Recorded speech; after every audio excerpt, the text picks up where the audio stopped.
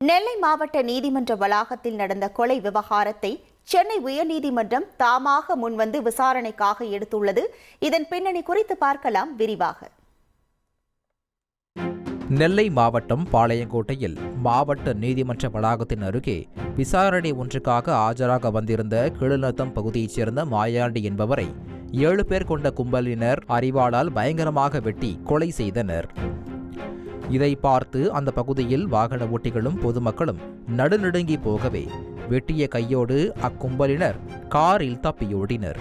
இதையடுத்து சில மணி நேரத்தில் குற்றவாளிகளை அங்கு பாதுகாப்பு பணியில் ஈடுபட்டிருந்த சிறப்பு எஸ்ஐ உய்காட்டன் என்பவர் மட்டும் விரட்டி பிடித்துள்ளார்.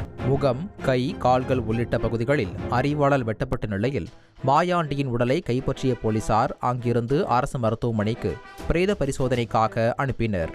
பட்டப்பகலில் பல போலீசார் பாதுகாப்பு பணியில் இருக்கும் நீதிமன்றத்தின் அருகேயே ஒருவர் வெட்டி படுகொலை செய்யப்பட்ட சம்பவம் நெல்லை மாவட்டத்தையே திடுக்கிட வைத்திருக்கிறது. அதே நேரத்தில் நீதிமன்ற வளாகத்தின் அருகே நடந்தேறிய இந்த கொலை சம்பவத்தின் எதிரொலியாக வழக்கறிஞர்களும் மாவட்டத்தில் சட்டம் ஒழுங்கு கெட்டுவிட்டதாக குற்றம் சாட்டி திடீரென அப்போது போராட்டத்தில் குதிக்கவே பரபரப்பு ஏற்பட்டது.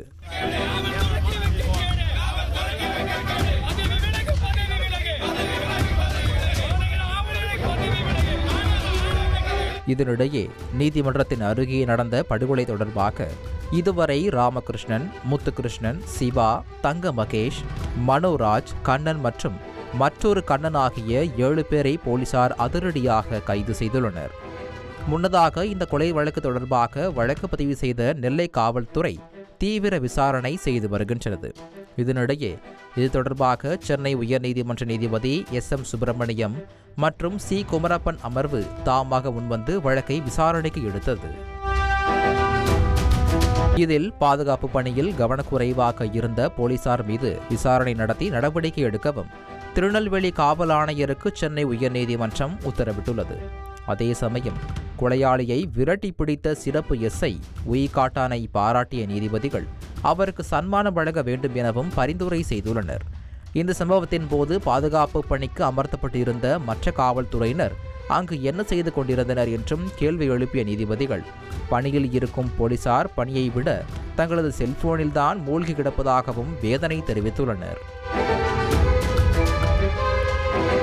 அதேபோல எதற்காக கொலை சம்பவம் நடைபெற்றது என்பதை விட சம்பவம் நடந்த இடம்தான் கவலையளிப்பதாக உள்ளதாகவும் நீதிமன்ற வாயிலில் இதுபோன்ற நிகழ்வுகள் நடந்தால் சாட்சிகள் எப்படி சாட்சி கூற வருவர் எனவும் நீதிபதிகள் கேள்வி எழுப்பினர். இதைத் தொடர்ந்து நிரந்தர பாதுகாப்பு ஏற்பாடு செய்யும் வரை இடைக்கால ஏற்பாடாக மாவட்ட நீதிமன்றங்களுக்கு தேவையான ஆயுதம் தாங்கிய போலீசாரின் பாதுகாப்பு வழங்க வேண்டுமென உத்தரவிட்ட நீதிபதிகள் விசாரணையை ஜனவரி 7ஆம் தேதிக்கு தள்ளி வைத்தனர்.